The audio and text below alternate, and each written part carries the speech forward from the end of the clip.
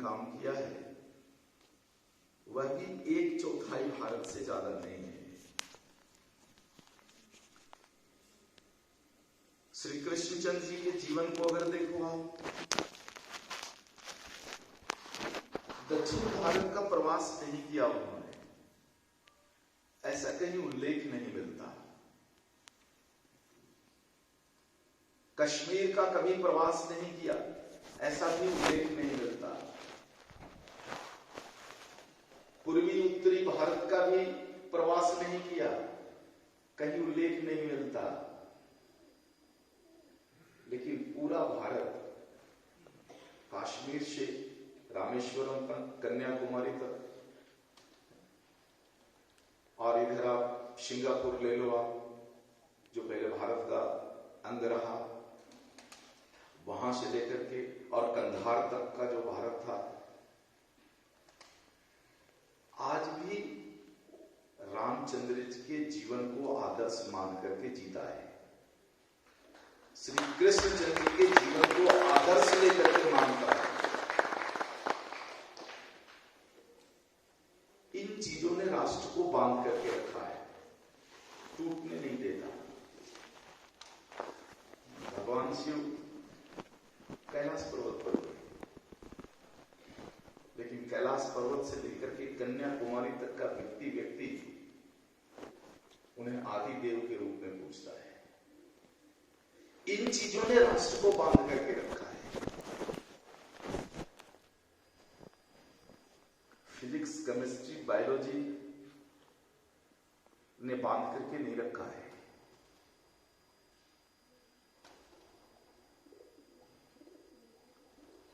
मुझे बहुत दुख होता है जब सोशल मीडिया पर ये देखता हूं, लोगों के ऐसे वक्तव्य देखता हूं कि मंदिर बनाने से क्या होगा, स्कूल बना दिया जाता तो 10 बच्चे पढ़ते, स्कूल बन जाएगा, 10 बच्चे नहीं 100 बच्चे पढ़ लेंगे। लेकिन एक मंदिर जब बनता है तो लाख परिवार जुड़ता है उससे, और लाख परिवारों की गृहस्थी चलती है उससे।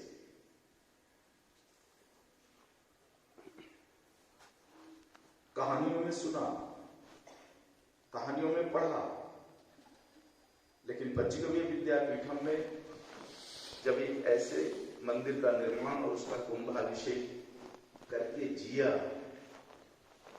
तब आज मेरी साहस हो रही है कि उस विषय पर मैं आपसे बात करूं। जिन विषयों को मैं जीता नहीं, उन विषयों पर संवाद नहीं करता।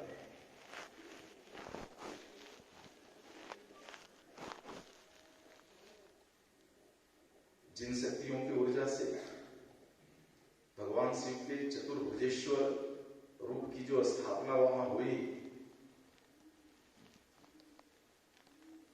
उन ऊर्जाओं ने ही इस विषय पर संवाद करने के लिए प्रेरित किया मुझे कि यदि हम अपने देश के, राष्ट्र के मंदिरों की पुनर्प्रतिष्ठा स्थापित करते हैं तो फिर से भारत पूर्व की तरह समृद्ध, शक्तिशाली, ज्ञानी और विश्व गुरु बनेगा।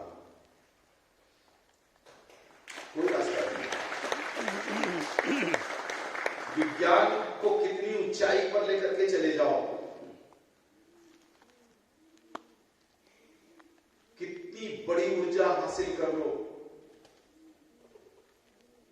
लेकिन बिना मंदिरों की प्रतिष्ठा के राष्ट्र का विश्व गुरु बनना मुझे तो नहीं दिखता।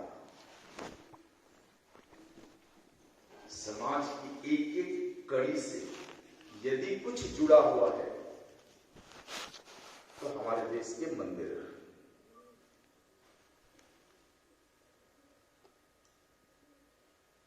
आज इस विषय को इसीलिए रखा है विशेषकर कि हमारे मंदिरों की प्रतिष्ठा पर जब कोई प्रश्न चिन्ह उठाए तो कम से कम आप गविष्य उनकी खाट खड़ी कर दो। ये सब राष्ट्र को तोड़ने वाले लोग हैं। मंदिरों की प्रतिष्ठा टूटी, राष्ट्र टूट जाएगा। रामचंद्र जी का जीवन है, कृष्णचंद्र जी का जीवन है, भगवान शिव का जीवन है, जो संपूर्ण भारत को बांध करके रखा है। तमिलनाडु भारत राष्ट्र से जुड़ा हुआ है, क्योंकि वहां के लोगों में भगवान रामचंद्र जी, कृष्णचंद्र जी और शिव बसे हुए हैं। वे कैलाश को नहीं छोड़ सकते, इसलिए कैलाश को धारण करने वाला राष्ट्र को नहीं छोड़ सकते। और ऐसे ही जो धारणाएं हैं, ये धारणाएं सभी राज्यों के साथ है। हमारा आत्मिक लगाव भारत के सभी राज्यों से इन्हीं भगवानों के अस्तित्व को लेकर के है।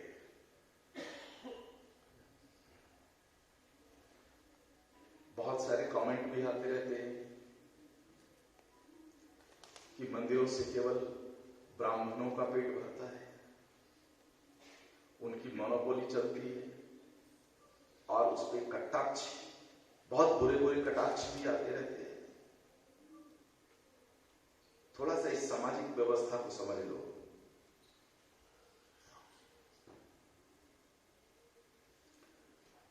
भारत में जितने भी मंदिरों के निर्माण हुए, उनके स्थल पुराण को पढ़ करके देख लो। जितने भी पुराने मंदिर हैं, सभी के पास उनके स्थल पुराण हैं। स्थल पुराण का मतलब उनके स्थापत्य का इतिहास, क्यों स्थापित हुआ, किसने स्थापित किया, उसके मूल में कारण क्या था। ऐसे कई मंदिरों के स्थल पुराण को मैंने पढ़ा है।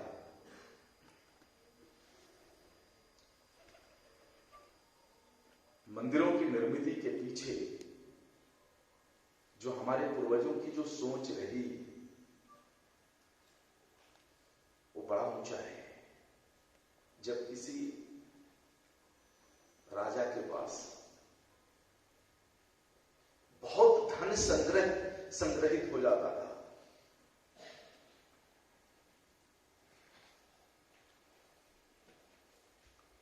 संग्रहित होने का कारण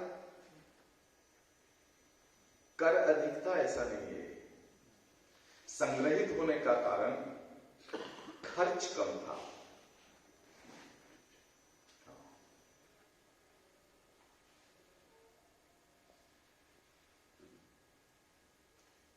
राजाओं के खर्च कम थे, इसलिए जब उनके कोष में बहुत ज्यादा धन संग्रहित हो जाता था, और जब कभी उनके राज्य काल में कोई बड़ी विपदा आती थी, जैसे अकाल आ गया या कोई और बड़ा संकट आ गया, और उस समय राजाओं को प्रजा को सहायता करने की जरूरत पड़ गई, तब ऐसे राजा पुरोहितों को बुलाते थे, पुरोहित वर्ग को बुलाते थे, और अपनी भावना प्रकट करते थे कि यह जो राजकोष में पड़ा हुआ इतना धन है, ये हमारी जनता का ही है, और इसका वितरण करना है, और वितरण की तकनीक इतनी ऊंची होनी चाहिए कि इस वितरण के बाद किसी के पास आलस्य का भाव ना आए। इस विषय को समझने के लिए वर्तमान का एक उदाहरण समझ लो।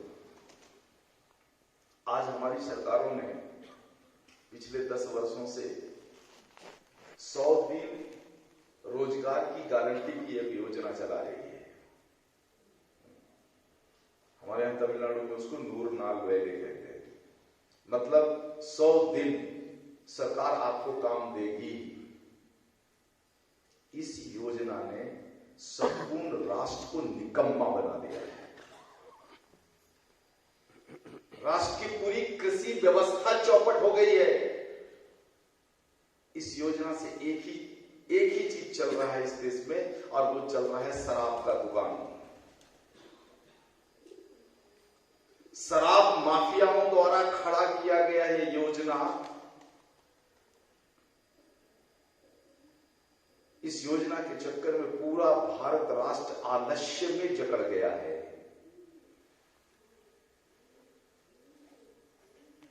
सहायता करना बहुत अच्छी बात है, लेकिन उस सहायता से यदि कोई अपना पुरुषार्थ खो देता है तब उस सहायता का कोई मतलब नहीं है।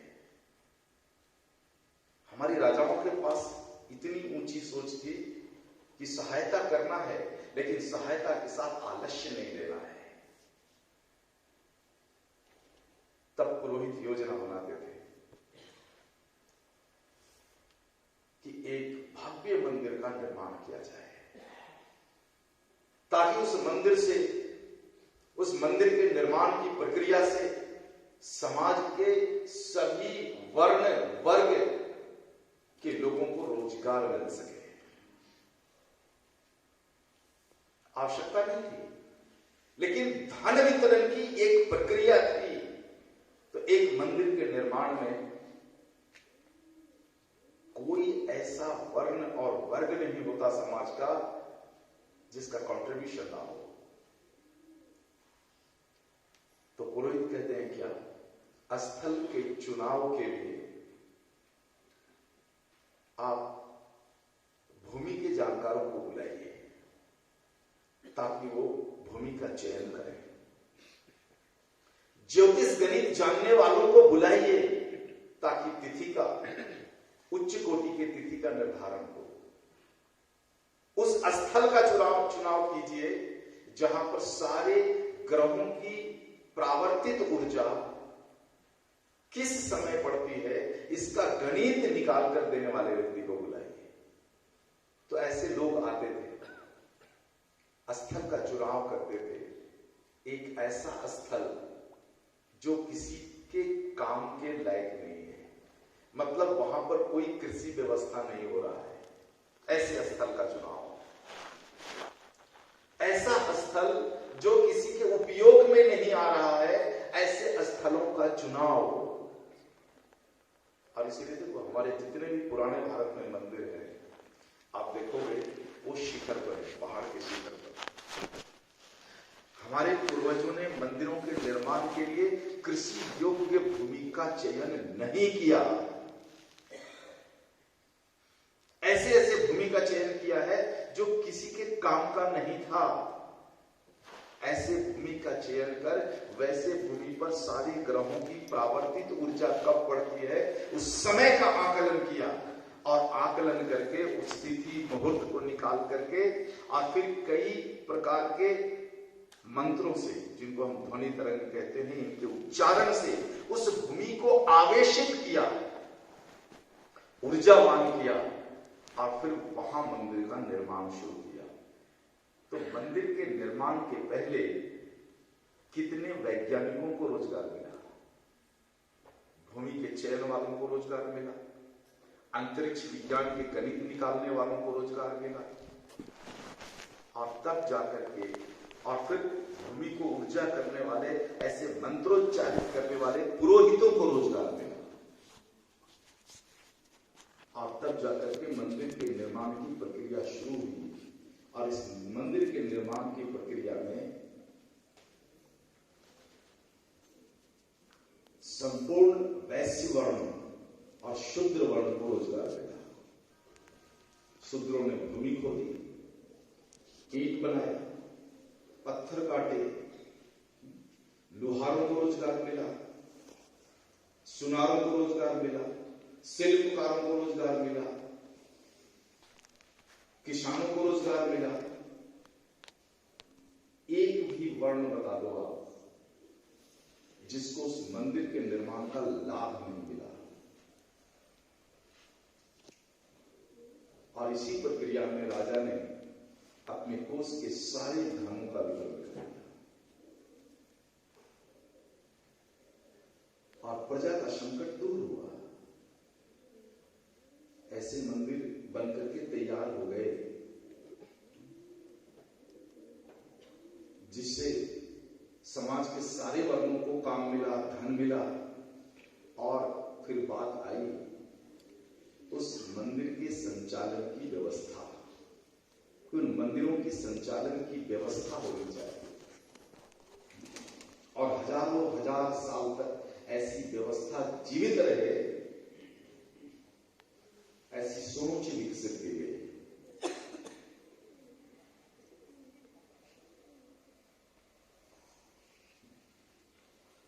मंदिरों को आरोग्य से जोड़ा गया, क्योंकि जो भूमि बंजर थी उस भूमि को आवेशित कर ऊर्जावान बनाया गया और उस ऊर्जा का लाभ सभी लोगों को मिले, मंदिर आने वाले सभी लोगों को मिले, इसकी व्यवस्था लंबे समय तक टिकी रहे। इसके लिए मंदिरों की दिनचर्या को तैयार किया गया। मंदिरों की दिनचर्या में क्या है? प्रातः 4 बजे उसका पट खुलना। इस संस्कार ने आपको सूर्य उदय से पहले उठने की योजना में बांध दिया है। आप अपने लिए ना उठो, लेकिन भगवान के लिए उठना ही पड़ता है। आज जिन लोगों ने अपने मंदिरों के प्रति आस्था छोड़ दी है, सब 7 बजे उठते हैं, 8 बजे उठते हैं। रविवार है, स्कूल नहीं है, ऑफिस भी नहीं है, 9 बजे उठते हैं। यदि आपका जीवन इन मंदिरों के संस्कार से जुड़ा हुआ होता तो आप संडे, मंडे, ट्यूसडे नहीं देखते, क्योंकि भगवान का तो नियमित पट खोलना पड़ेगा, वहां पूजा पाठ करना पड़ेगा।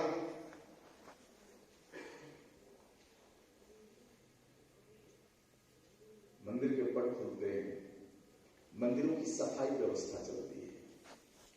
इस मंदिरों की सफाई व्यवस्था में रोजगार किसको मिलता है? समाज के शुद्ध वर्णों को मिलता है। सबसे पहले भगवान का दर्शन किसको होता है? शुद्ध वर्ण को होता है।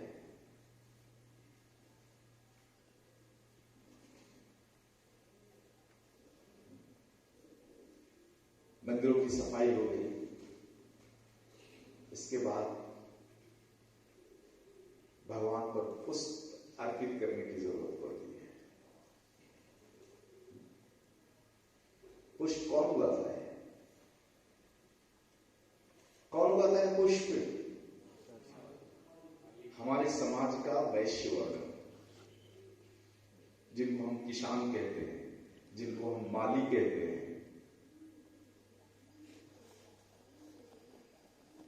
मालियों से फूल खरीदना पड़ता है, क्योंकि बिना पुष्प के भगवान की अर्चना पूजा नहीं हो सकती। पुष्प के साथ फिर भोग लगाने की जरूरत पड़ती है। भोग में जो वस्तुएं काम में हम लेते हैं, चावल है, गुड़ है, घी है, दूध है और बहुत सारी चीजें, इसकी उत्पत्ति कौन करता है? वैश्य वर्ण करता है। तो सारे वैश्य वर्ण को इसमें से रोजगार मिल जाता है।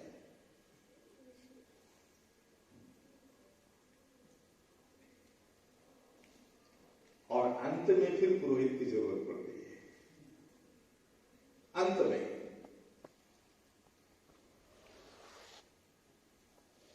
आज विशेषकर गर्भसिद्धों से मैं कहूंगा कि आप अपने जीवन में जिस पंचगव्य चिकित्सा में जिन पुष्पों का एप्लीकेशन कर रहे हो चिकित्सा में, उन पुष्पों का अस्तित्व किसने बचाया है?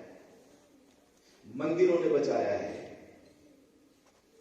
आज अगर हमारे देश में मां काली का मंदिर नहीं होता तो हम उड़हुल को नहीं बचा पाते। आज हमारे देश में अगर देवी के मंदिर नहीं होते तो हम गेंदा को नहीं बचा पाते, चमेली को नहीं बचा पाते। मंदिरों की आवश्यकताओं ने कितनी चीजों को बचा करके रखा है।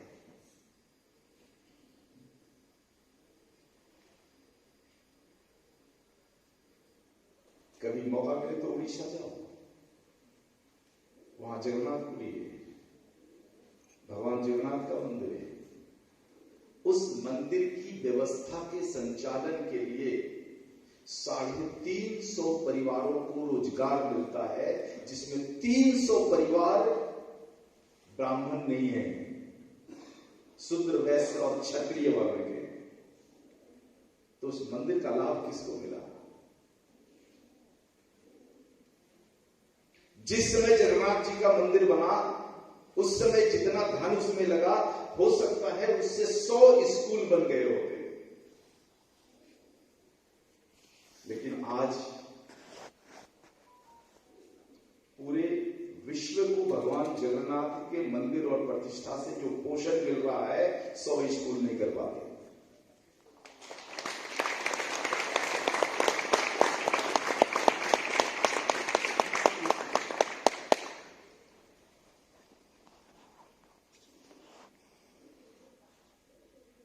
मंदिरों का लाभ किसी एक वर्ण को नहीं मिलता, ऐसी सोच हमारे पूर्वजों की रही ही नहीं है।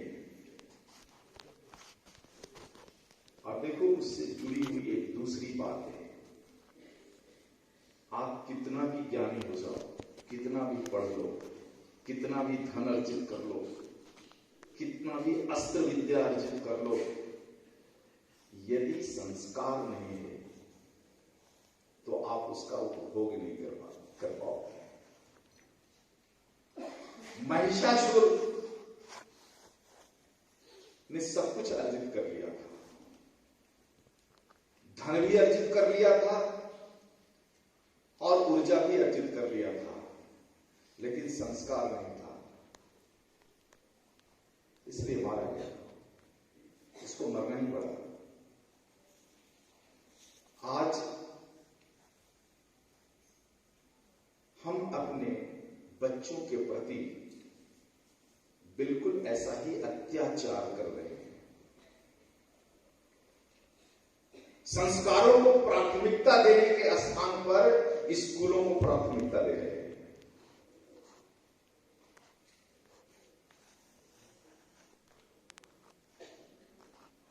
पूरा प्रयास होता है कि संस्कार छूट जाए तो छूट जाए, लेकिन इस मैकॉले एजुकेशन का एक चैप्टर नहीं छूटना चाहिए।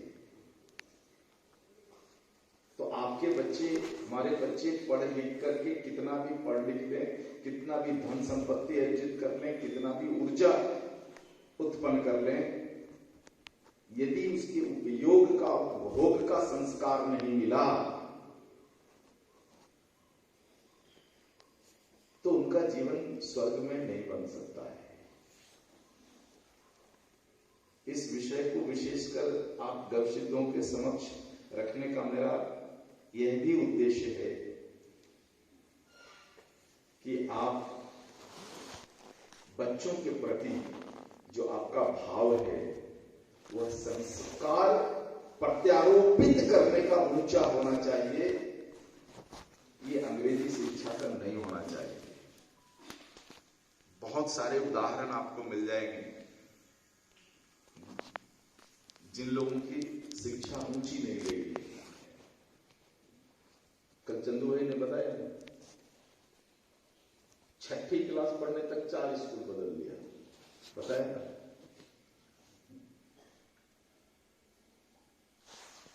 कोई कमी दिखती है क्या?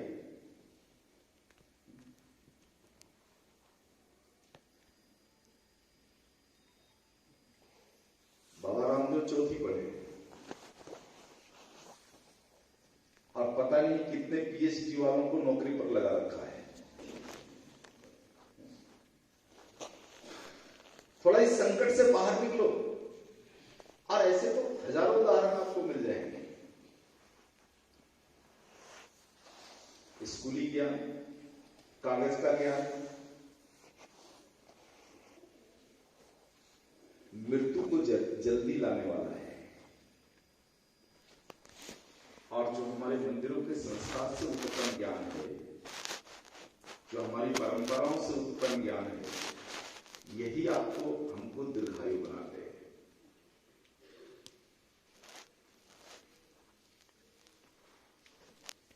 इस विषय को आत्मसात करते हुए मन में स्थापित करते हुए एक विचार उत्पन्न करो कि हमें स्वयं को, परिवार को बचाना है, ऊंचाई पर लेकर जाना है, उत्कृष्ट बनाना है। हमें ऐसे उत्कृष्ट समाज बनाने हैं, उत्कृष्ट राज्य बनाना है, उत्कृष्ट देश बनाना है। तो मंदिरों की प्रतिष्ठा की पुनर्स्थापना का काम शुरू करना चाहिए। शुरू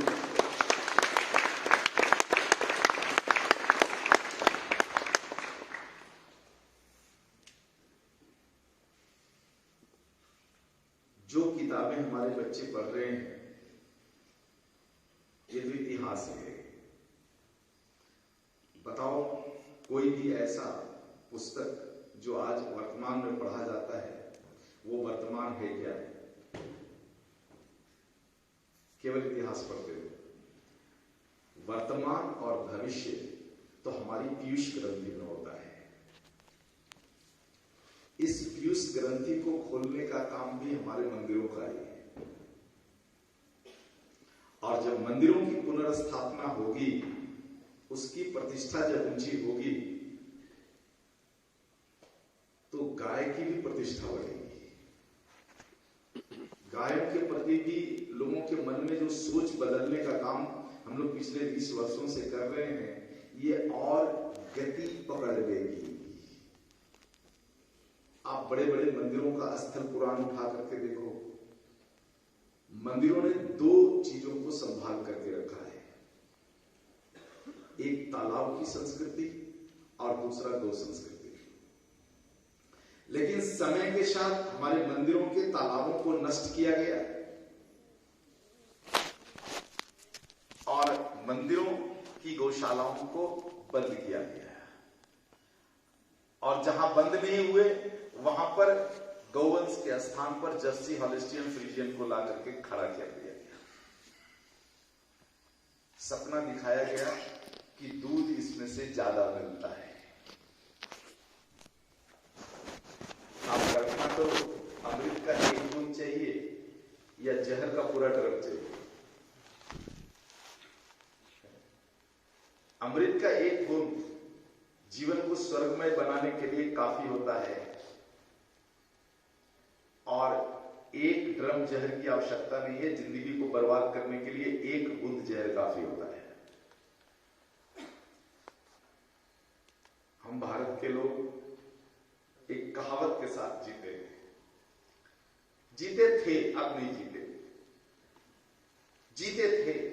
बचपन में मैंने भी सुना कि जो जिसका दूध पिएगा वैसा ही होगा। जो गाय का दूध पिएगा, गाय सुसंस्कृत प्राणी है, इसलिए मात्र उसके दूध के सेवन से, उसके गव्यों के सेवन से हमारा जीवन सुसंस्कृत बन जाएगा। इस पर कोई डिबेट की आवश्यकता नहीं है। जो भैंस का दूध पिएगा, भैंस के अनुरूप ही ढलेगा।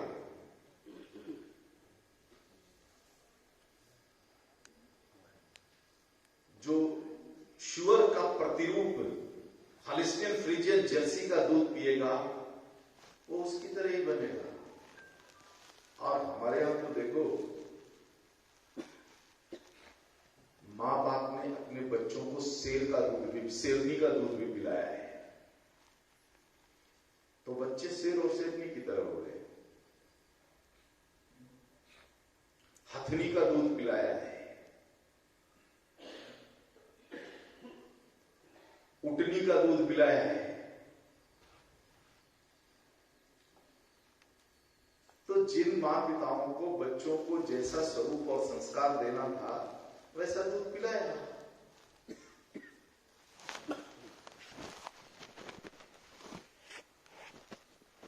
तो ये दूसरा चरण मानो।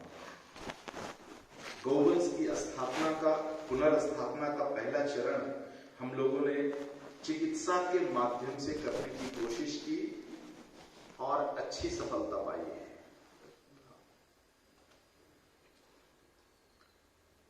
देखो, मैं डांटता हूं या नाराज होता हूं ना, वो इसके लिए नहीं कि आपने काम नहीं किया है। मैंने कल भी कहा, आपसे अपेक्षाएं मेरी बढ़ गई है, उसके कारण आज जो पूरी दुनिया में, भारत के बाहर भी पंचगव्य का जो डंका बजा है, बड़ी बड़ी माफियाओं के जो कान खड़े हुए हैं, वो आपके पुरुषार्थ से ही हुआ है। इसलिए देखो, ये गविष्ठ अंक जो इस बार प्रकाशित किया है, इसमें सबसे पहले संपादकीय में ही लिखा है,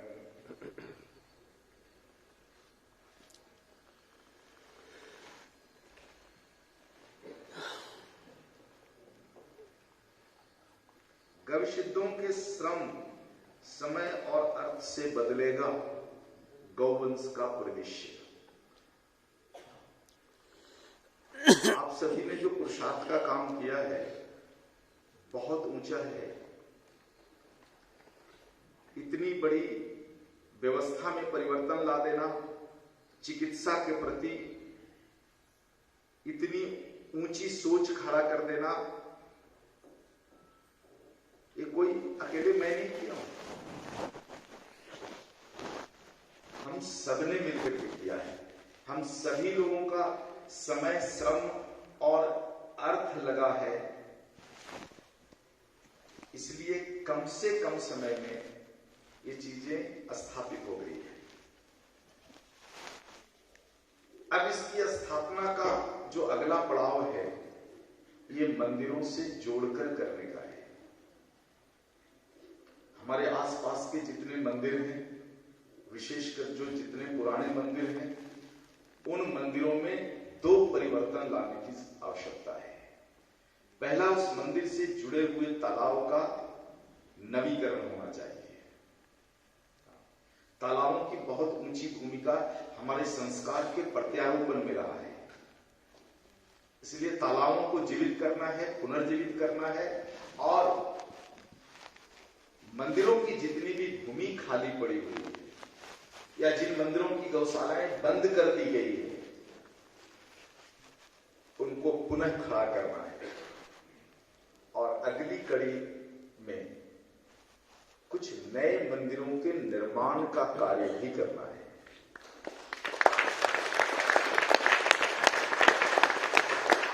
ऐसे ऐसे मंदिरों का निर्माण कार्य, जिन मंदिरों से समाज के सभी वर्गों को लाभ मिले। और एक और विषय है जो सोशल मीडिया में बहुत ज्यादा कमेंट का विषय रहता है,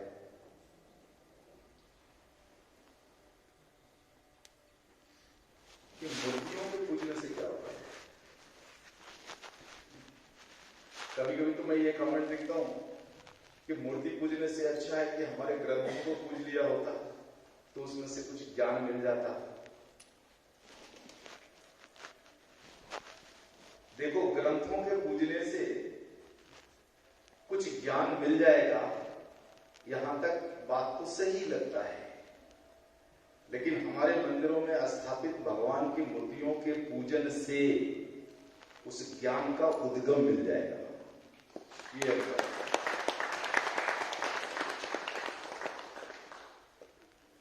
हमारा शरीर, इस शरीर को धारण करने वाली आत्मा का परमात्मा तक पहुंचना,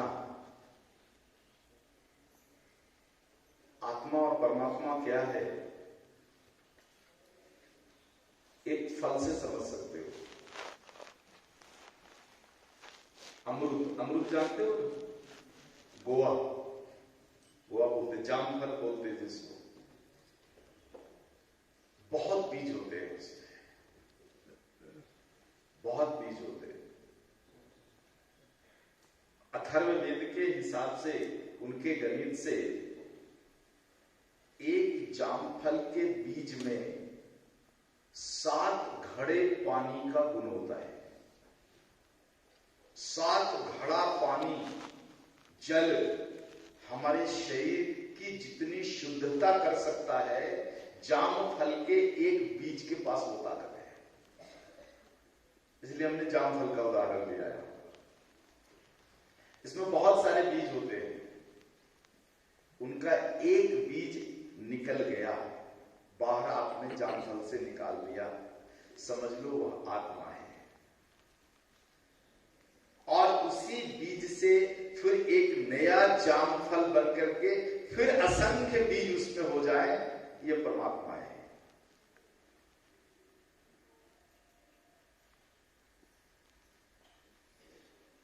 यह आत्मा है। जहां पर ऐसी असंख्य आत्माएं बैठती है, वही तो परमात्मा है। वहां तक पहुंचोगे कैसे? पहुंचने का मार्ग क्या है? जामफल का एक बीज जो आत्मा के रूप में है और वह परमात्मा बन जाए, उसके लिए किसान क्या करता है?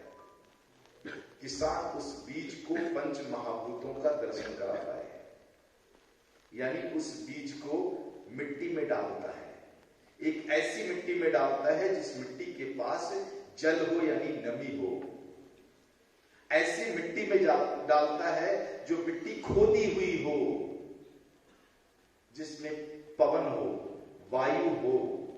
ऐसी मिट्टी में डालता है जहां पर सूर्य का प्रकाश मिलता हो, यानी अग्नि हो।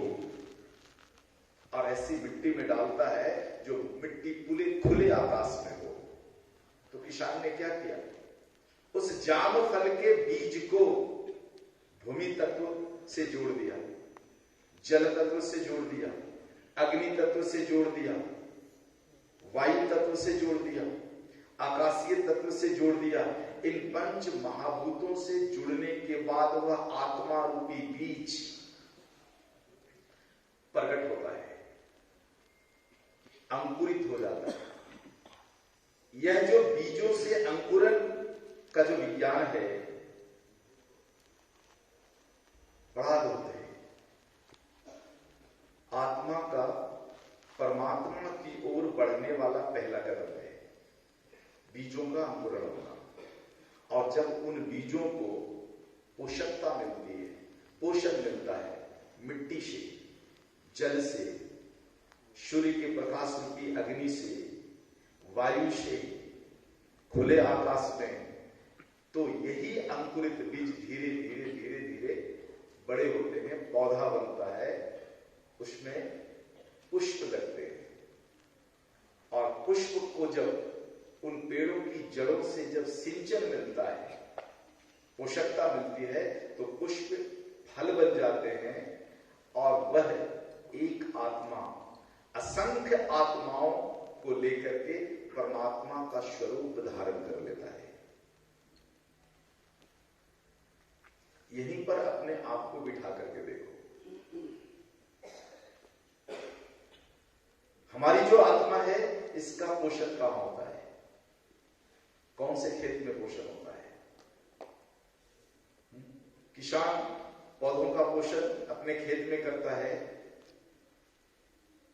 ये आत्मा अपने शरीर का पोषण कहां करती है? मंदिरों में करती है। ये जो मंदिरों में भगवान की जो मूर्तियां हैं, जिनकी स्थापना की जाती है, वह मार्ग है। वह मार्ग है। जब ऐसे किसी भी मूर्तियों के सामने बैठकर और जब हम चिंतन करते हैं, परमात्मा के दर्शन की सोच विकसित करते हैं, तो उन मूर्तियों में जो असंख्य छिद्र हैं, जो मनुष्य की दृष्टि में नहीं है, असंख्य छिद्र हैं, उन छिद्रों में हमारी सोच प्रवेश करती है और प्रवेश करके परमात्मा तक लेकर के जाती है।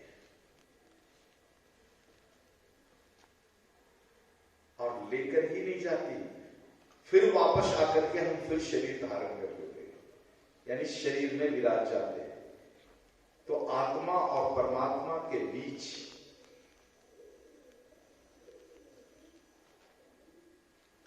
व्यवस्था है, जिस व्यवस्था के आधार पर हम आसानी से सरलता के साथ परमात्मा के सानिध्य को पा लेते हैं। परमात्मा अर्थात कौन? असंख्य आत्माओं का संगम जहां पर है वह परमात्मा है। गवि पुराण में आपने सृष्टि की उत्पत्ति के विज्ञान को पढ़ा कि किस प्रकार से सृष्टि की उत्पत्ति हुई, किस प्रकार से सूर्य का निर्माण हुआ और किस प्रकार से हम सभी लोग सूर्य के छोटे छोटे अंश के रूप में हैं और अंत में इसको सूर्य में विलय करना है, जिसको हम मोक्ष कहते हैं। मोक्ष अंतिम यात्रा है। मोक्ष की यात्रा पर निकल गए और यात्रा पूर्ण हुआ, फिर शरीर धारण करने की कोई आवश्यकता नहीं है। लेकिन मंदिरों में प्रतिष्ठापित जो देवों की मूर्तियां हैं या जो लिंग है, वह एक ऐसी व्यवस्था है जिस व्यवस्था में हम अपनी आत्मा के अंश को प्रवेश कराकर परमात्मा को स्पर्श कर फिर वापस लौट आते हैं। और यही क्रिया अनंत चलती रहे, तब फिर शरीर जीवन नियोजन करता है कि अब बहुत यात्रा हो गई, अब बहुत यात्रा हो गई, अब तो विराम देना है। और फिर अंतिम यात्रा मोक्ष की होती है।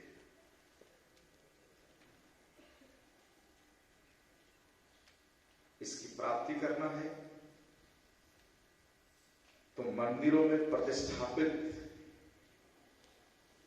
मूर्तियां एक महत्वपूर्ण पड़ाव के रूप में कार्य करती है।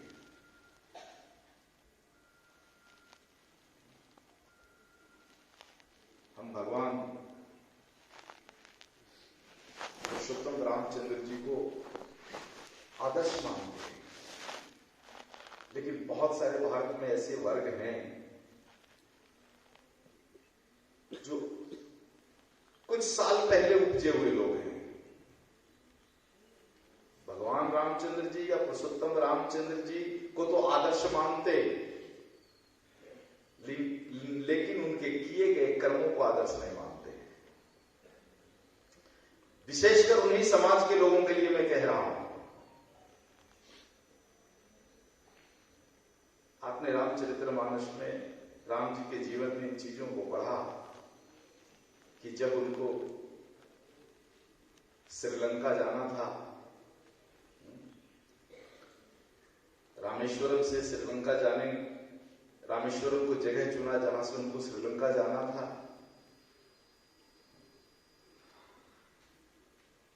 तो उन्होंने भगवान शिव,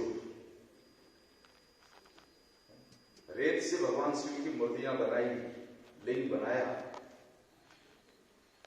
उनका ध्यान लगाया, पूजा पाठ किया, उनकी स्थापना का काम किया। इसको तो मूर्ति पूजा का ढकोसला कह देते हैं, लेकिन रामचंद्र जी को अपना आदर्श मानते हैं।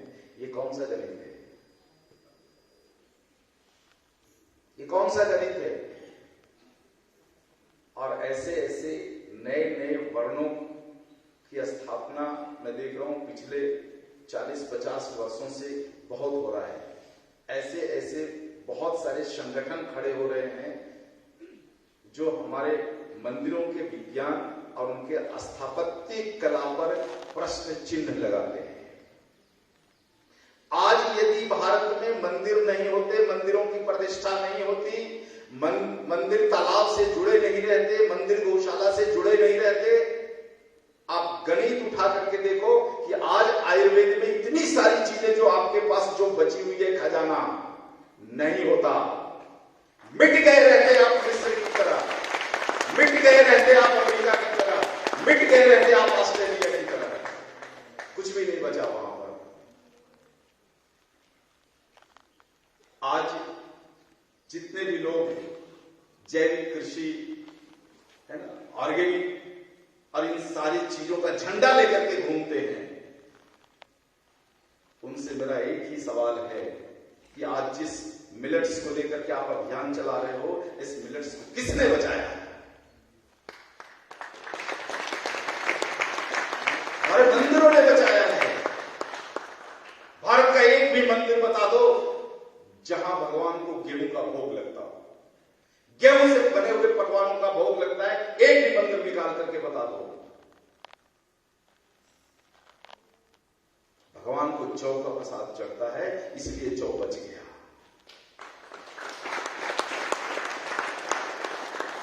काली को उड़हुल का फूल चलता है, मां काली को, इसलिए उड़हुल बच गया। नव दुर्गा को गेंदे का फूल चढ़ता है, इसलिए गेंदा बच गया।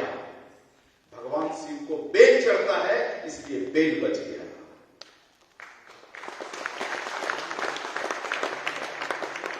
भगवान विष्णु को केला चढ़ता है, इसलिए केला की 1000 प्रजातियों को हमने बचा दिया।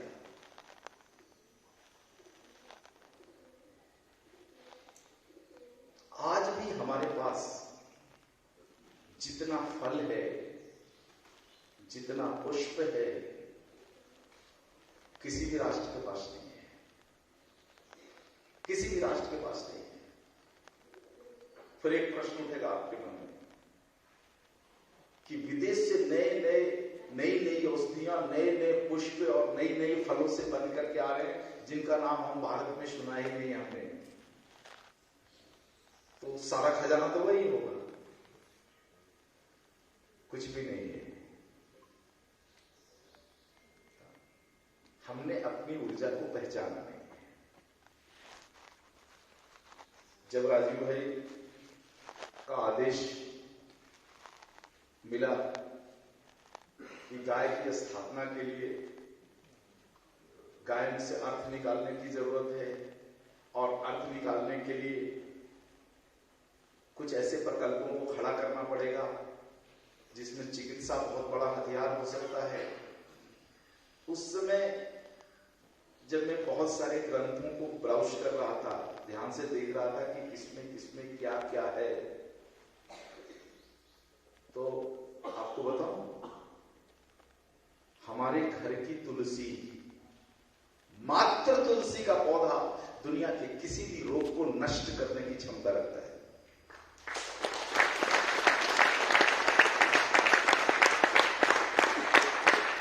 जिस प्रकार से पंचगव्य एक संपूर्ण चिकित्सा पद्धति के रूप में आज स्थापित हो गया, आप तुलसी के ऊपर काम करो।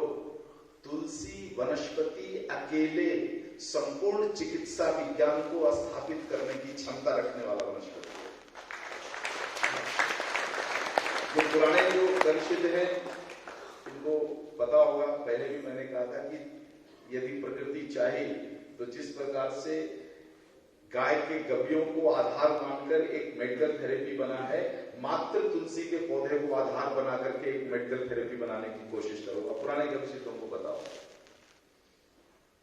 लेकिन जैसे जैसे हम गाय के विज्ञान में घुसते जा रहे हैं, वैसे वैसे उसका उतना विराट स्वरूप दिखता जा रहा है, तो तुलसी की तरफ पीछे मुड़कर देखने का समय ही नहीं मिल पा रहा है।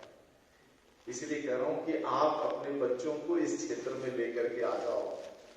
समुद्र है, कौन से फिजिक्स, केमिस्ट्री, बायोलॉजी के चक्कर में पड़े हुए हो जिसके पास मिथ्या के अलावा कुछ भी नहीं है। जिस केमिस्ट्री के पीरियोडिक टेबल को आप सृष्टि के तत्वों का आधार मानते हो, वो तो स्वयं में अधूरा है।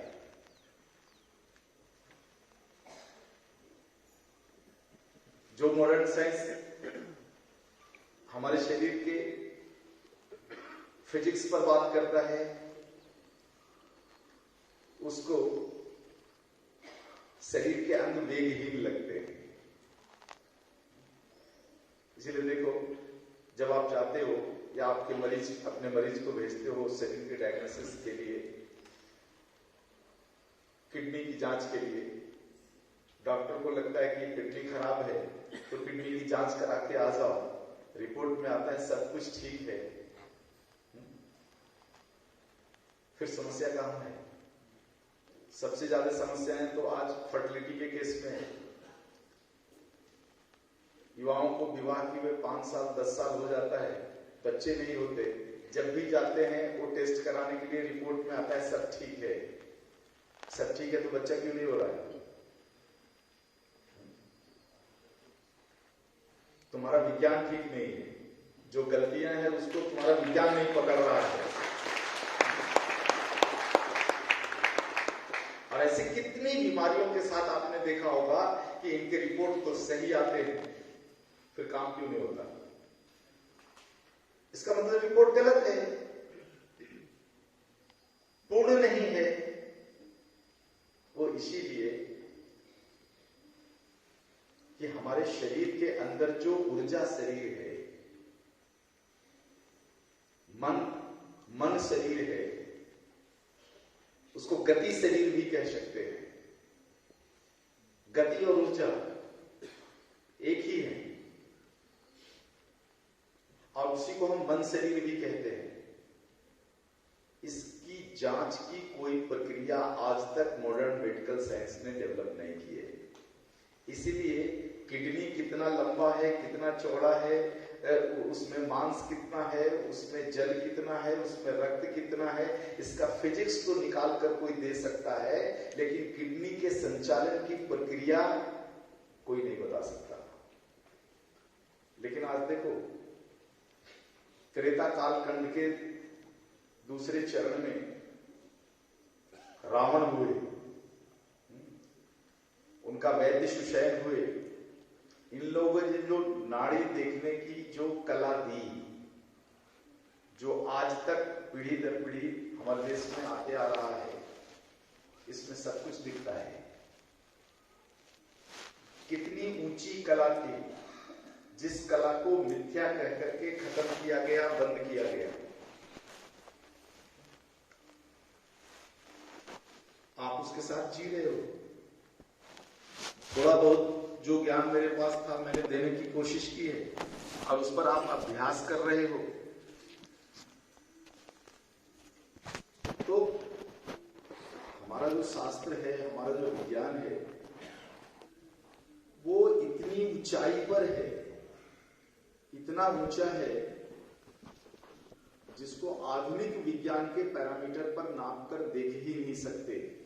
मंदिरों के अंदर जो ऊर्जा व्याप्त है, हमारे गौवंश के अंदर जो ऊर्जा व्याप्त है, हमारे मंदिरों से संबंधित तालाबों के पास जो ऊर्जा व्याप्त है, इस ऊर्जा को मापने का पैमाना नहीं है। और जब पैमाना नहीं है,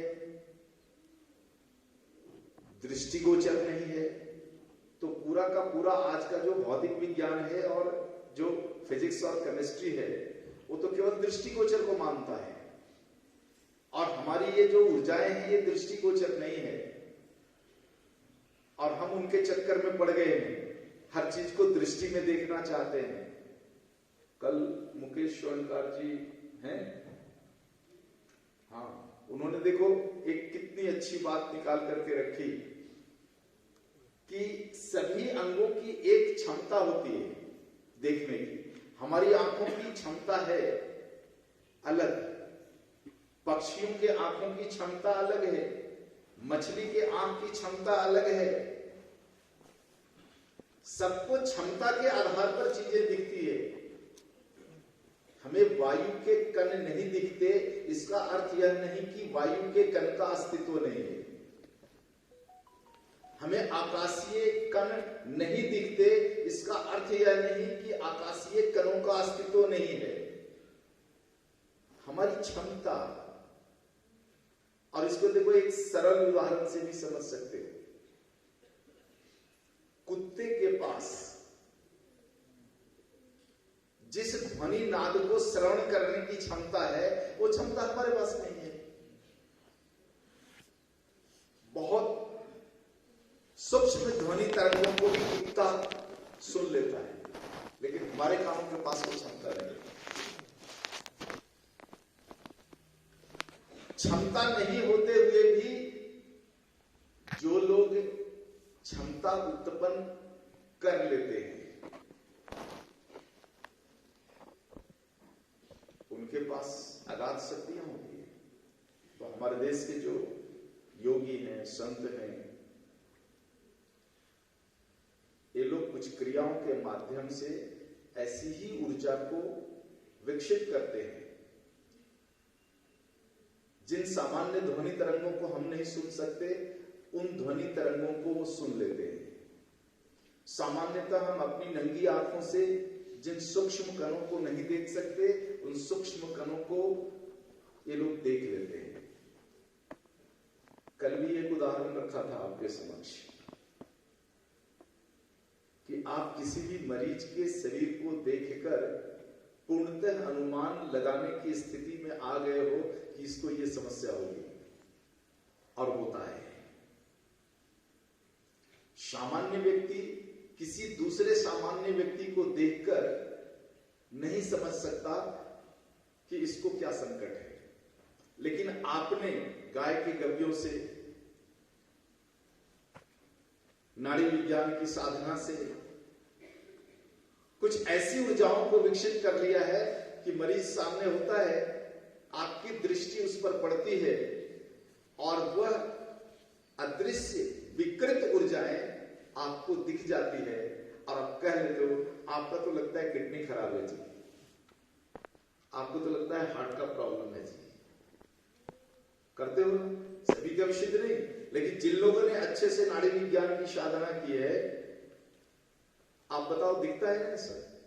कितने लोग हैं जिनको ये चीजें दिखती है? हाथ उठाओ, देखो इतने लोग। ये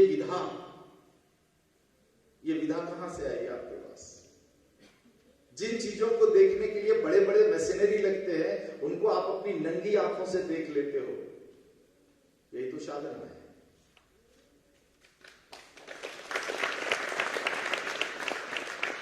सामान्य व्यक्ति अपनी नंगी आंखों से जिन चीजों को नहीं देख सकता, उसको आप देख रहे हो, यही साधना है। और ऐसी ही ऊर्जाओं को विकसित करने के लिए साधना की जाती है।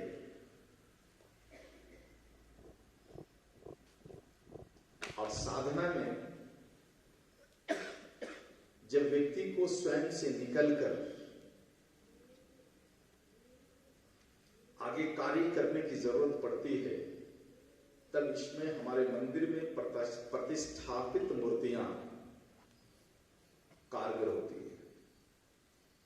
इसलिए साधना के लिए मंदिरों का चुनाव किया जाता है। जिस साधना को प्राप्त करने के लिए एक योगी को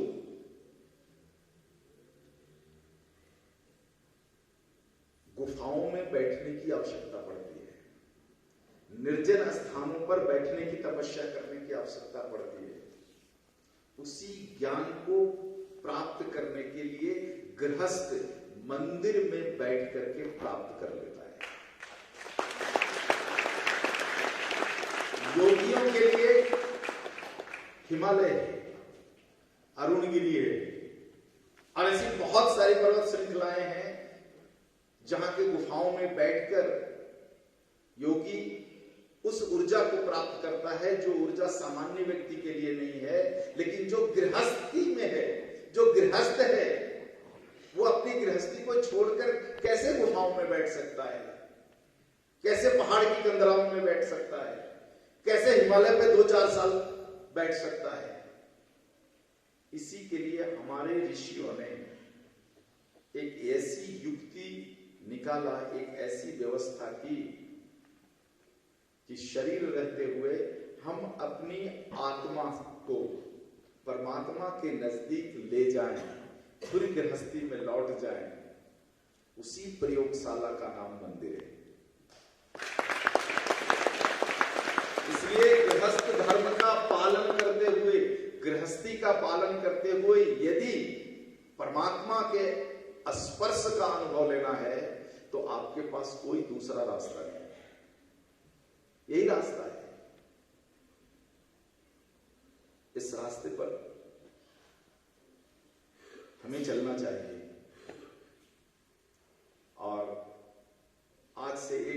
अपने मन में विचार कर लो कि हम अपने भारत की जितने भी धरोहर रूपी जो मंदिर रहे हैं उनका, धरोहर रूपी जितने भी तालाब रहे हैं उनका, और साथ में गौवंश का, इन तीनों की पुनर्स्थापना पर अब काम करें। तीनों की मान, मर्यादा और प्रतिष्ठा ऊंची हो, इस पर काम करें।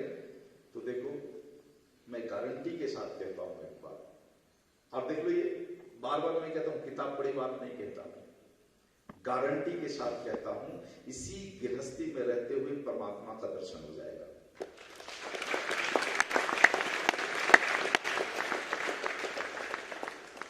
मैं भी एक गृहस्थ हूं, गृहस्थ में रहते हुए जो दर्शन किया है हमने, जो अनुभव हुआ है, इसी को आपके समक्ष रख रहा हूं कि जब गृहस्थी में रहते हुए एक मंदिर की स्थापना करते हुए, तालाबों के प्रति सम्मान का भाव जागृत करते हुए, गौवंश के लिए कार्य करते हुए गृहस्थी में रह करके जीवन जिया, तो इसी जीवन में परमात्मा का दर्शन हो गया, जिसको आप लोगों ने भी कुंभाभिषेक के समय में अनुभव किया। हिमालय में बैठे हुए जिस महाअवतार बाबा के दर्शन के लिए, मात्र दर्शन के लिए जिन योगियों को 2 साल, 3 साल, 4 साल, 5 साल -30 और 40 डिग्री सेंटीग्रेड में बैठकर तपस्या करना पड़ता है, जिस प्रकार से हमारे यहां तमिलनाडु में जो लोग मंदिर नहीं जा पाते, भगवान उनके घर आ जाते हैं, बिल्कुल उसी स्वरूप में, उनके स्वरूप को महा कुंभाभिषेक के समय भगवान आए।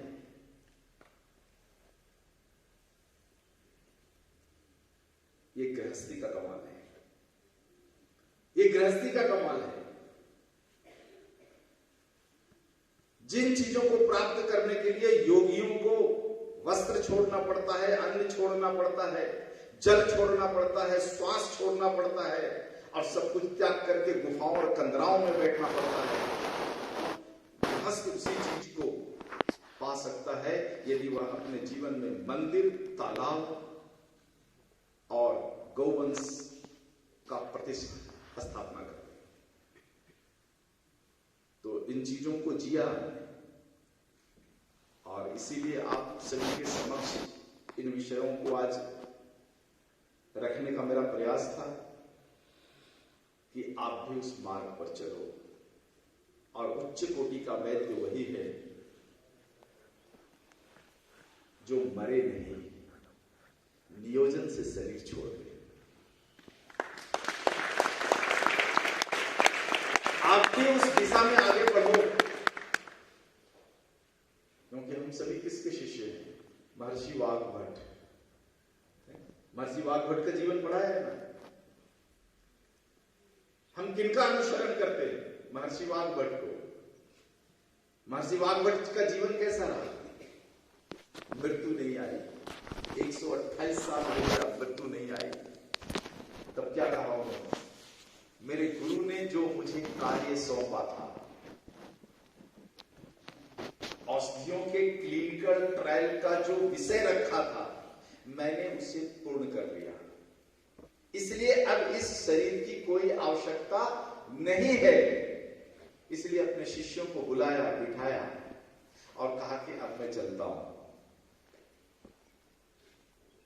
इसी को हमारी संस्कृति में अमरत्व की प्राप्ति कहते हैं।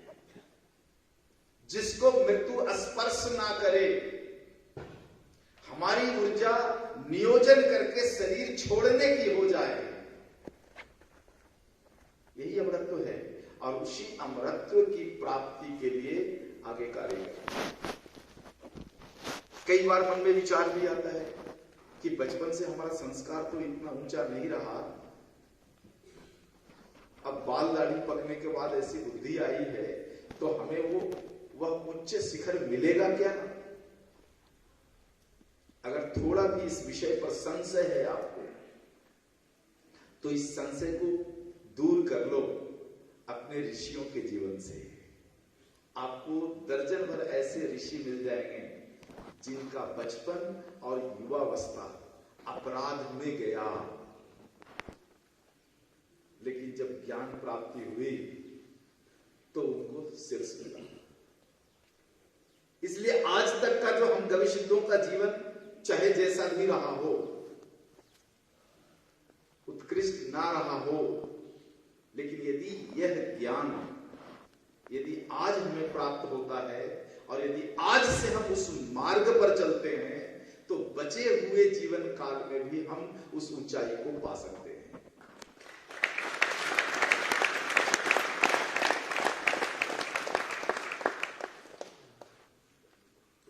यही विषय था आज। अब पता नहीं इसमें कितने लोगों को इसमें निरस्ता आई होगी या कितने लोगों को इसमें से रस मिला होगा।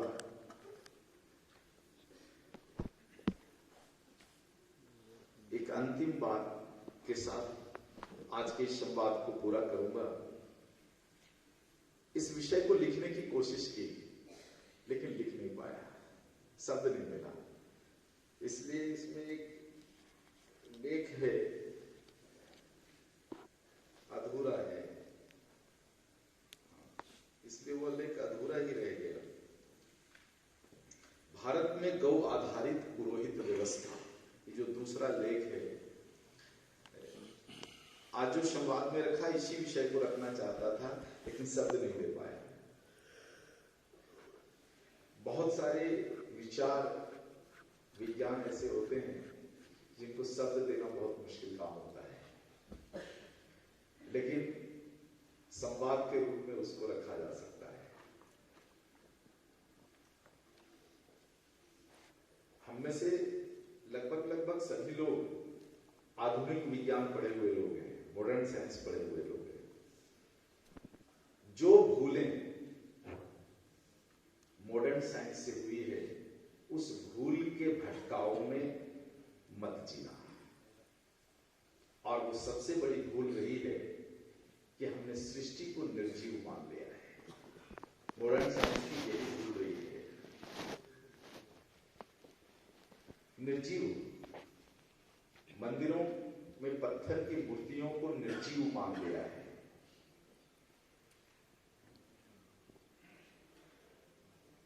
हम किसी मंदिर में जाते हैं और वहां प्रतिष्ठापित मूर्तियों में यदि भगवान नहीं दिखते, भगवान मतलब क्या, भूमि जल अग्नि वायु आकाश, अगर नहीं दिखता है तो उन मूर्तियों की कमी नहीं है, उन मूर्तियों में कोई कमी नहीं, कमी हम में है।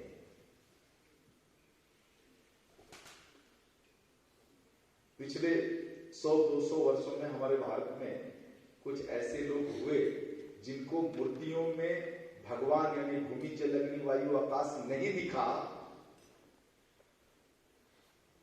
तो उन्होंने उनके खिलाफ झंडा खड़ा कर दिया कि भारत में मंदिरों के अस्तित्व का कोई रहस्य नहीं है।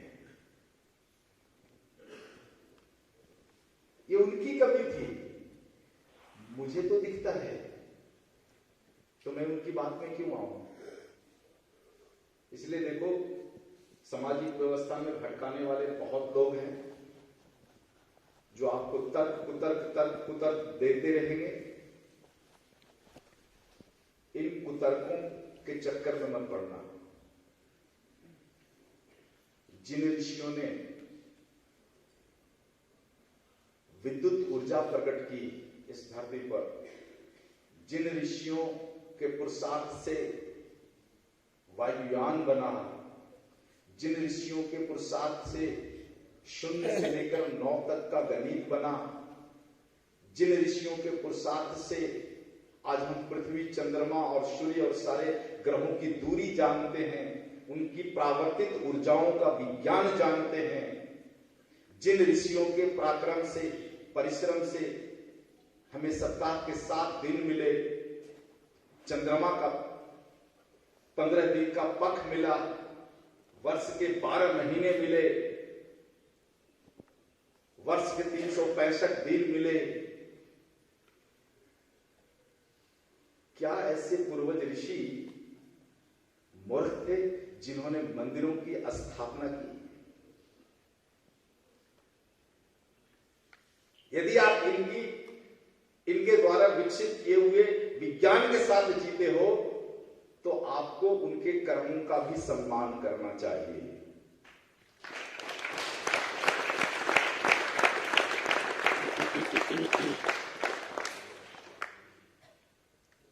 थोड़ा समय है, इसलिए एक गुरु पूजा भी करना है। मेरे मन में एक विचार आया हुआ है, अगर मैं दबा दिया तो संकट हो जाएगा, इसलिए 5 मिनट में रख लेता हूं। 15 मिनट, अरे बहुत समय दे दिया।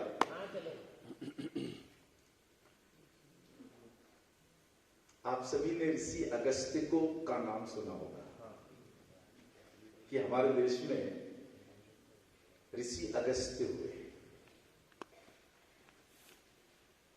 योगियों की जो पीढ़ी है, इस पीढ़ी पर जब आप दृष्टिपात करोगे ना, तो आदि योगी के रूप में भगवान शिव ही मिलेंगे आपको। इसलिए शिव की पूजा संपूर्ण भारत करता है। और उन्होंने अपने शिष्यों के रूप में 7 पुरुषार्थियों को उत्पन्न किया, जिनको हम सप्त ऋषि कहते हैं। और इन्हीं ऋषियों की परंपरा भारत में आज तक चल रही है। तो भगवान शिव ने ऋषि अगस्त्य जी को कहा कि मेरे शरीर से जो निकली हुई औरा है, ये मध्य भारत तक तो संस्कार स्थापित करने के लिए पर्याप्त है, लेकिन मेरी औरा का वह पहुंच दक्षिण भारत तक कमजोर पड़ रहा है, इसलिए आप इसको पूरा करो। जाओ दक्षिण भारत और लाखों लाख वर्षों तक चलने वाले इस परंपरा को स्थापित करो। तो ऋषि अगस्त्य कहते हैं भगवान शिव जी से कि भगवान, आपकी औरा ही वहां तक नहीं पहुंच पा रही है, तो फिर मैं क्या करूंगा जाकर? अकेले जाने की हिम्मत नहीं जा सकता अकेले। तो उन्होंने कहा कि किसको भेजूं? तो उन्होंने कहा अपना एक पुत्र दे दो। दोनों से पूछा गया, उनके 2 पुत्र थे, गणेश जी और कार्तिक जी। पूछा गया, भाई ऋषि अगस्त्य के साथ जाने के लिए कौन तैयार है? तो कार्तिक ने कहा मैं चलूंगा। अपना पुत्र दे दिया। भगवान शिव ने अपना एक पुत्र दे दिया ताकि दक्षिण भारत भी उस संस्कार की कड़ी में जुड़ जाए। मैंने कल आपसे क्या कहा था? आप अपने एक पीढ़ी को इस काम के लिए समर्पण के रूप में दे दो, यही तो कहा था। ताकि ये जो चिकित्सा विज्ञान जो खड़ा हुआ है, यह पीढ़ी दर पीढ़ी बढ़ता चला जाए। थोड़ा सा केमिस्ट्री, फिजिक्स, ज्योग्राफी के चक्कर से बाहर निकलो तो ऋषि अगस्त्य कार्तिक को लेकर के चलते चलते वो आंध्र प्रदेश पहुंचते हैं, जहां एक बहुत ऊंची पर्वत श्रृंखला खड़ी थी, जिसको पार करना मुश्किल काम था। तो ऋषि अगस्त्य ने पर्वत से कहा, रास्ता दे दो, मुझे दक्षिण भारत जाना है। पर्वत श्रृंखलाओं ने रास्ता नहीं दिया। तो ऋषि अगस्त्य को गुस्सा आया और एक दंड उठाया और पर्वत श्रृंखला को मारा। पर्वत श्रृंखला धंस गया। काल्पनिक कहानी नहीं है। ऐसी ऊर्जाओं के जितने प्रमाण चाहते हो मैं दे सकता हूं। ऋषियों के दंड में इतनी ताकत थी, धसा दिया पर्वत को और बोला जब तक वापस नहीं आऊं निकलना मत। उत्तर भारत और दक्षिण भारत को ये पर्वत श्रृंखलाएं बांटती थी। ऋषि अगस्त ने धसा दिया और कार्तिक के साथ आगे बढ़े। आगे बढ़ते हुए वो कांचीपुरम जिला में एक त्रिवेणी संगम है, 3 नदियों का संगम है, पालर, चैयर और वेगवती, उसके मुहाने पर बैठ गए और वहां से संपूर्ण दक्षिण भारत को उस संस्कार की कड़ी में पिरोहित करने का कार्य दोनों ने मिलकर के किया। और ये काम इतना आगे बढ़ा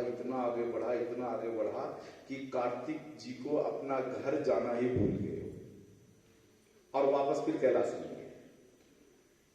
तो ऋषि अगस्त्य और अनुजपुत्र दोनों वहीं के होकर के रह गए। और रहते हुए ऋषि अगस्त्य ने बहुत सारे कार्य किए।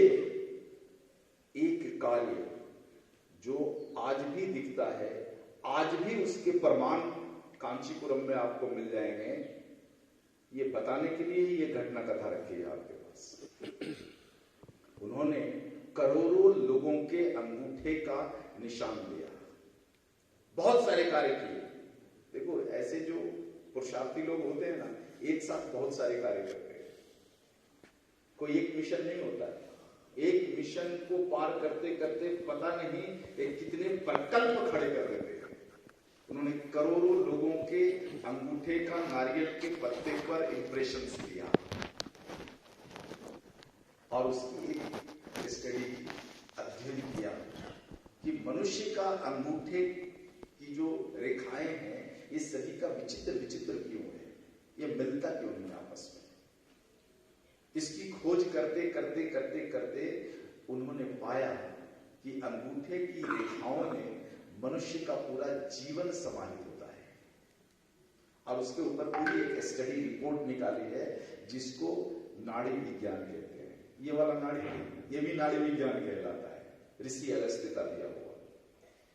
आज भी उस विज्ञान को कांचीपुरम के कुछ परिवारों ने संभाल के रखा है।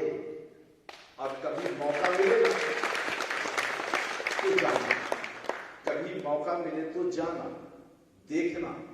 कागज पर आपके अंगूठे का निशान लेंगे और कहेंगे 2-3 दिन बाद आना। और फिर उनके पास जितने भी ताड़पत्री रखी हुई है उसमें उसका मिलान करेंगे कि किसके साथ ये मिलता है। और जिसके साथ मिल गया उस पत्री में जो लिखा हुआ है उस मनुष्य का जीवन वही होता है। और फिर जब दोबारा आओगे ना तो आपसे पूछेंगे, नाम नहीं पूछते, केवल ये इंप्रेशन देते, तुम्हारा नाम ये है? बोले हाँ जी। तुम्हारे पिताजी का नाम ये था? हाँ जी। हमारे दादाजी का नाम ये था? हाँ जी। आपकी 7 पीढ़ियों का गणित निकाल के बता देंगे। ये कोई चमत्कार नहीं है, करोड़ों लोगों के थंब इंप्रेशन की एक स्टडी है। जो व्यक्ति इतना उत्कृष्ट हो, जो व्यक्ति अपने, देखो विजयवाड़ा के पर्वत को धसाना काल्पनिक लगता होगा, लेकिन नाड़ी विज्ञान को काल्पनिक नहीं कह सकते, क्योंकि आज भी कुछ परिवारों ने उसे संभाल के रखा है, इसीलिए ये उदाहरण रखा है। जो व्यक्ति इतना ऊर्जावान हो कि पर्वत श्रृंखला को अपनी दंड से धसा दिया, आज तक वापस नहीं निकला, उस व्यक्ति का जीवन आप उठा करके देखो। ऋषि अगस्त्य का जीवन, उन्होंने अपने जीवन कालखंड में कितने मंदिरों की निर्माण किया, कितने मंदिरों की प्रतिष्ठा की है। तो आप ऋषि अगस्त्य को तो मान लेते हो, लेकिन उनके किए हुए कार्यों को नहीं मानते। ऐसी निष्क्रियता आई कहां से? यही मॉडर्न एजुकेशन की देन है कि हम उन चीजों का प्रमाण मानते हैं जिन चीजों का प्रमाण नंगी आंखों से देखा ही नहीं जा सकता। तो पहले देखने की कला डेवलप करो ना, फिर मांगना प्रमाण।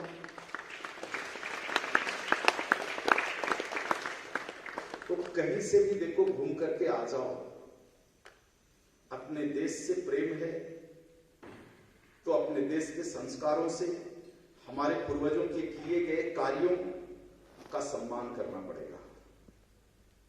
और तो मंदिरों में देखो बहुत कुछ छिपा हुआ है, जो मैं गणित निकालता हूं, थोड़ा इसमें लिखने की कोशिश की है, मैंने थोड़ा ही लिख पाया हूं क्योंकि शब्द दे नहीं पाया। 4 वर्णों में जितनी भी जातियां हैं, लगभग मूल जातियों की संख्या 350 है, मूल जातियों की, और जातियों की फिर उप जातियां भी है। इन सभी जातियों को लाभ है, कोई ऐसा जाति नहीं है जिसका लाभ मंदिरों की प्रतिष्ठा से नहीं है। कोई भी 350 जो मूल जातियां हैं भारत में, इस जाति का कोई भी व्यक्ति आकर के ये कह दे कि मुझे मंदिरों की प्रतिष्ठा से कोई लाभ नहीं है, ऐसा हो ही नहीं सकता, हो ही नहीं सकता। एक और विषय पर बात करना था, शायद आज नहीं कर पाऊंगा, कि थोड़ा सा एक आउटलाइन दे देता हूं, आप चिंतन करना।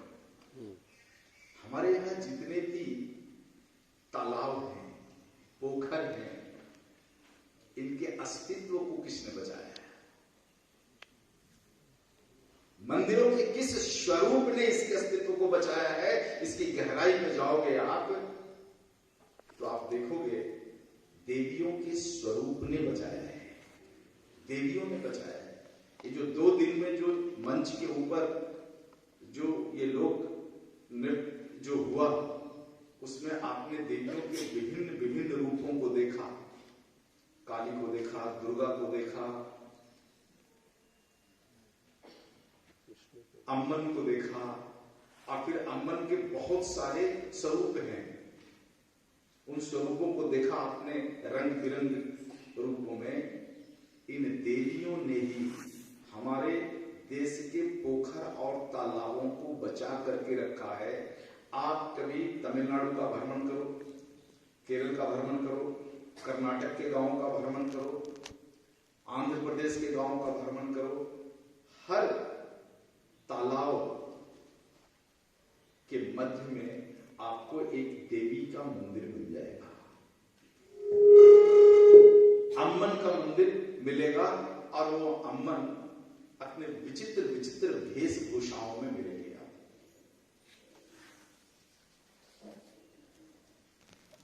उस बड़े मंदिर नहीं होंगे, आपको छोटे छोटे ही मंदिर आपको मिट्टी के मिल जाएंगे उसमें, और उसमें नीम का पेड़ जरूर होगा।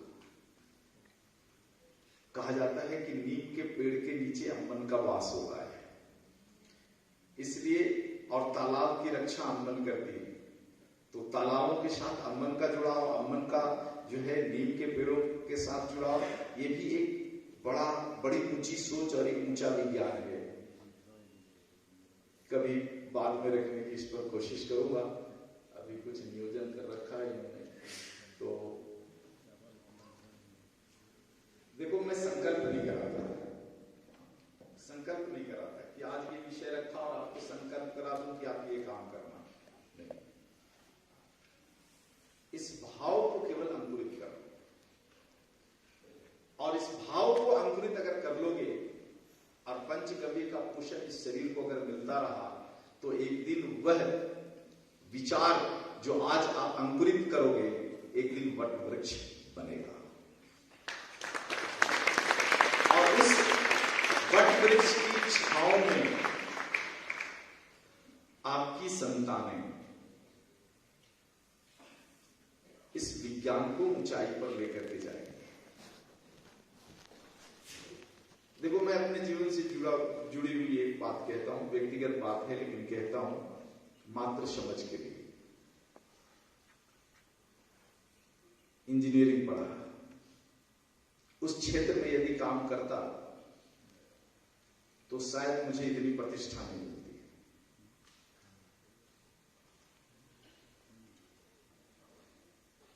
25 वर्षों तक मीडिया में रहा,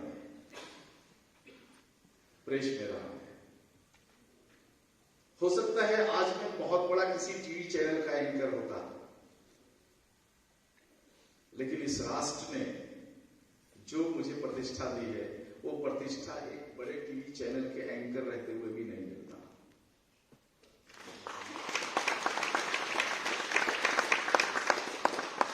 आप लोगों ने जो सम्मान मुझे गुरु के रूप में दिया है, ये किसी टीवी चैनल के एंकर को दे सकते थे,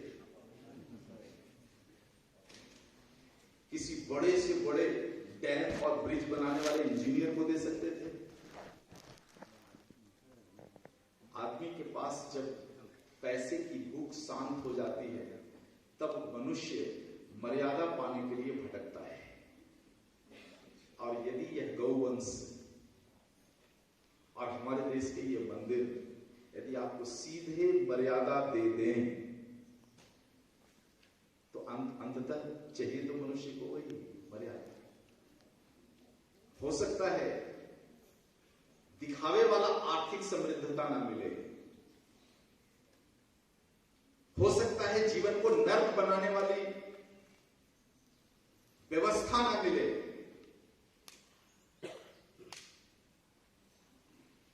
लेकिन छोटे से घर में झोपड़ी में रहते हुए भी जो मर्यादा ये गौवंश और हमारे देश के मंदिर किसी भी गृहस्थी के जीवन में दे सकते हैं, उसको आप अर्थ से कभी भी नाप नहीं सकते। सब कुछ जीवन में मिल जाएगा, फिर केवल सम्मान और मर्यादा के लिए भटकोगे।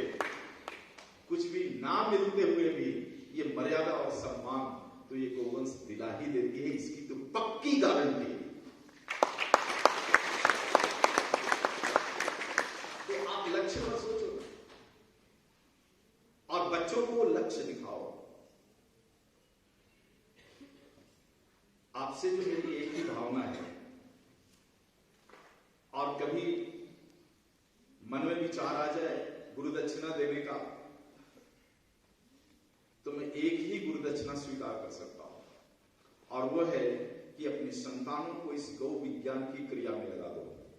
यही मेरी कोई आवश्यकता नहीं है। यदि उसके मन की भावना ऊंची है, तो जहां तक पृथ्वी का गुरुत्व है, वहां तक बैठे हुए किसी भी व्यक्ति के साथ तरंगे जुड़ी रहती है। आवश्यकता नहीं है कि मेरे गुरुकुल में भेजो, मेरे पास भेजो, आवश्यकता नहीं है। मात्र उसको गौवंश के इस विज्ञान के लिए अर्पित कर दो। यही मेरी गुरु दक्षिणा। अगर कुछ मांगता नहीं मैं गुरु दक्षिणा, लेकिन कुछ देने का विचार कभी बन जाए, तो मात्र यही गुरु दक्षिणा स्वीकार्य होगा। और गारंटी देता हूं, बिल्कुल गारंटी देता हूं मैं आपको, कि आपके बच्चों का भविष्य, उसका मान सम्मान और मर्यादा इतना मिलेगा जिसकी परिकल्पना आप नहीं कर सकते।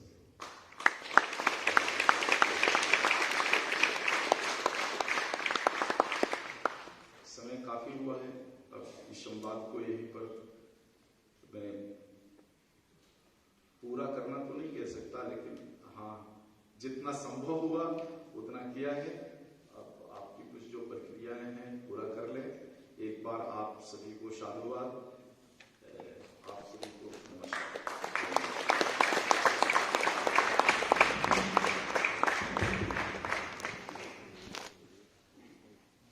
जय गौ माता।